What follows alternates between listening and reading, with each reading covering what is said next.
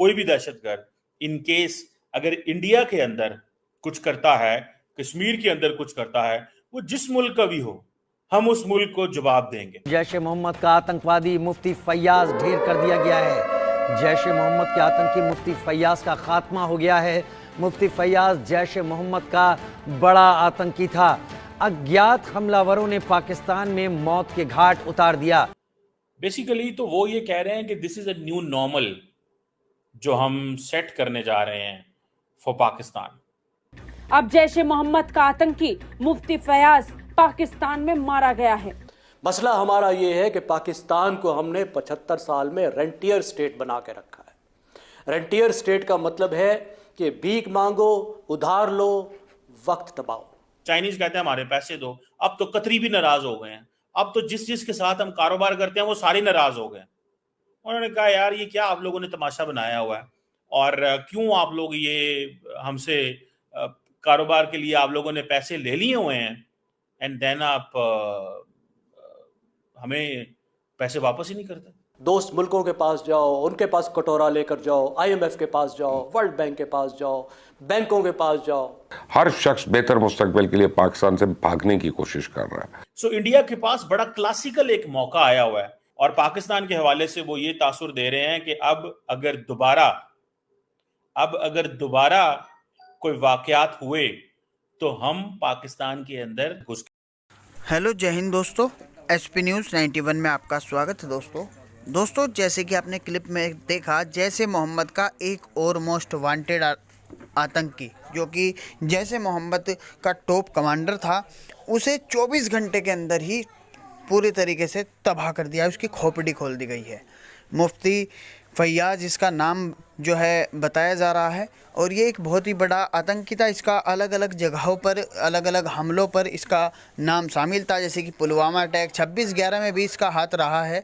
और ये जैश ए मोहम्मद जो ये एक ग्रुप है, इसके एक बहुत ही टॉप कमांडर, एक बेस्ट कमांडर के लिस्ट में शामिल था, और जो कि भारत की भी मोस्ट वांटेड लिस्ट में शामिल था। लेकिन जैसे ही इसका पता चला तो एक ऑपरेशन अभियान चला, और उस ऑपरेशन अभियान में सिर्फ 24 घंटे के अंदर ही इसको ढूंढ निकाला और इसे की सीधी खोपड़ी खोल दी। पाकिस्तान अब कहीं ना कहीं हताश है कि हमारे यहाँ पर जो उनके आतंकी पाले हुए आतंकी थे, उन्हें धीरे धीरे करके ख़त्म किया जा रहा है, उनका खात्मा किया जा रहा है। अब पाकिस्तान को इस बात का दर्द इसलिए है क्योंकि पाकिस्तान कहीं ना कहीं इन्हीं के टुकड़ों पर पलता था। पाकिस्तान का काम था कि आतंकवाद फैलाना, और वहाँ से जो फंडिंग होती थी कुछ इनके पास और कुछ वो आतंकवादियों में बांट देते थे। पाकिस्तानी मीडिया तरह तरह की बातें कर रही है। इनके जो आदमी धीरे धीरे करके एक एक करके जहन्नुम 72 हुरों के पास पहुंचाए जा रहे हैं। अब पाकिस्तानी मीडिया क्या रिएक्शन दे रही है, तो आइए दोस्तों वीडियो को स्टार्ट करते हैं। दोस्तों, आज डॉक्टर जयशंकर साहब ने ये कहा है कि देखें हमने 26/11 का क्या जवाब दिया पाकिस्तान को। बेसिकली तो वो ये कह रहे हैं कि this is a new normal जो हम सेट करने जा रहे हैं फॉर पाकिस्तान। आपको पता है कि कल फॉरेन मिनिस्टर्स जो थे SCO ममालिक के, उनकी मुलाकात हुई उधर सेंट्रल एशिया में, एंड डॉक्टर जयशंकर वहाँ नहीं गए। एक डिप्लोमेट को भेज दिया कजाकिस्तान के अंदर, एक डिप्लोमेट को भेजा, और तासुर ये दिया कि SCO जो शंघाई कोऑपरेशन ऑर्गेनाइजेशन है, विच इज चाइना लेड, हम इसको वैल्यू नहीं देते। आप डिप्लोमेटिक सिग्नलिंग देख रहे हैं, ये है डिप्लोमेटिक सिग्नलिंग इंडिया की। इंडिया डिप्लोमेटिक सिग्नलिंग कर रहा है टू द वेस्टर्न वर्ल्ड कि हमारा चाइना से कोई ताल्लुक नहीं है, हम उनके डिप्लोमेटिक फोरम्स को वैल्यू नहीं दे रहे। वो क्यों इंडिया ये कह रहा है? इंडिया इसलिए कह रहा है because India has been invited at the G7। So the impression is कि भाई साहब हम तो वहां पे नहीं गए, चाइना को पैगाम दे दिया, कोई परवाह नहीं है। इंप्रेशन ये है कि बता दिया वेस्टर्न ममालिक को कि कोई टेंशन नहीं है। और घर में जाहिर बात है पॉलिटिकल कैंपेन चल रही है, डॉक्टर जयशंकर उसमें पार्टिसिपेट कर रहे हैं, और डॉक्टर जयशंकर मीडिया वॉरफेयर जो है ना उसके सिपाही हैं प्राइम मिनिस्टर मोदी के, मीडिया वॉरफेयर के। इस वक्त टोटल जो मीडिया के ऊपर जो एक इम्प्रेशन जो क्रिएट हो रहा है, या मीडिया के ऊपर जो सारे का सारा जो तासुर आ रहा है कि मीडिया को जो ट्रेन किया जा रहा है या मीडिया को बताया जा रहा है या वोटर्स को बताया जा रहा है, वो यही बताया जा रहा है कि लुक प्राइम मिनिस्टर मोदी जो हैं वो कितने इंपॉर्टेंट हैं, प्राइम मिनिस्टर मोदी जो हैं वो कितने उनकी क्या पॉलिसी है। सो डबल सिग्नलिंग कर रहे हैं। और पाकिस्तान के हवाले से वो ये तासुर दे रहे हैं कि अब अगर दोबारा कोई वाकयात हुए तो हम पाकिस्तान के अंदर वो जिसे कहते हैं ना बीजेपी स्टाइल अल्फाज है, घुस के मारेंगे। और पाकिस्तान की हुकूमत तो आपको पता है ज़्यादातर इतना टाइम नहीं देती इन चीज़ों को, या पाकिस्तान की हुकूमत इन चीज़ों को जवाब नहीं देती।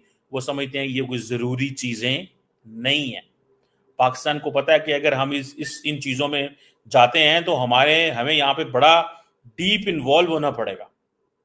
सो जयशंकर डिप्लोमेटिक लैंग्वेज में सारा कुछ एक्सप्लेन करते हैं। अमित शाह फुल हिंदी के अंदर एक्सप्लेन करते हैं। प्राइम मिनिस्टर मोदी हिंदी के अंदर एक्सप्लेन करते हैं। And doctor Jay Shah English के अंदर इंटरनेशनल ऑडियंस एंड भारत की जो एजुकेटेड मिडिल क्लास है या अपर क्लास है उसको बताते हैं कि नरेंद्र मोदी का क्या विजन है और नरेंद्र मोदी का क्या व्यू है।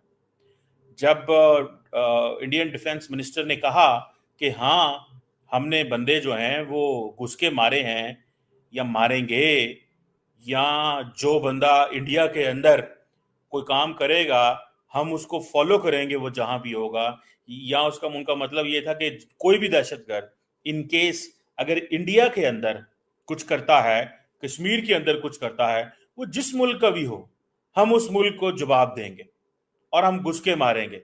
So doctor Jaishankar diplomatic language में वही बातें कर रहे हैं कि 26/11 को हमारा जवाब आपने देखा उरी एंड बालाकोट में। सो वो इन्होंने एक टोन सेट कर दी है। और पाकिस्तान की लीडरशिप तो साइलेंट है। मैं आपको बात बताऊं, पाकिस्तान की लीडरशिप के बड़े चैलेंजेस हैं। और पहला चैलेंज ये है कि वो इकोनॉमिकली इतनी हमारी पुअर कंडीशन है कि हम फंसे हुए हैं हर जगह, एक बात। दूसरा हमारा प्रॉब्लम यह है कि हमारा हाउस ही सारा डिवाइडेड है। इमरान खान कहता है मैं इंडिया के बारे में तब बात करूंगा जब मैं हुकूमत में आऊंगा। नवाज शरीफ कहता है कि मैं हुकूमत में होऊंगा तो इंडिया के बारे में जवाब दूंगा। सो जो एस्टैब्लिशमेंट या जो पाकिस्तान का जो व्यू है उसके बारे में कोई बंदा नहीं बोलेगा। इंडिया के हवाले से खामोश रहेंगे। पावर में आएंगे तो बोलेंगे क्योंकि मजबूरी है, जवाब देना पड़ता है, लेकिन इस तरह नहीं बोलेंगे। ऊपर से हमें IMF ने मारा हुआ है। तीसरे तो हमें चाइनीज हमसे नाराज हैं। चाइनीज कहते हैं हमारे पैसे दो। अब तो कतरी भी नाराज हो गए हैं। अब तो जिस के साथ हम कारोबार करते हैं वो सारे नाराज हो गए। उन्होंने कहा यार ये क्या आप लोगों ने तमाशा बनाया हुआ है, और क्यों आप लोग ये हमसे कारोबार के लिए आप लोगों ने पैसे ले लिए हुए हैं, एंड देन आप हमें पैसे वापस ही नहीं करते। आपको प्रॉफिट हुआ है आपकी कंपनीज को, लेकिन आप हमें वापस नहीं करते। हम इन चीजों में फंसे हुए हैं। सो इंडिया के पास बड़ा क्लासिकल एक मौका आया हुआ है कि वो बात करता है, वो उसको वो जिसे कहते हैं ना नैरेटिव सेट करने में, वो नैरेटिव सेट कर रहा है।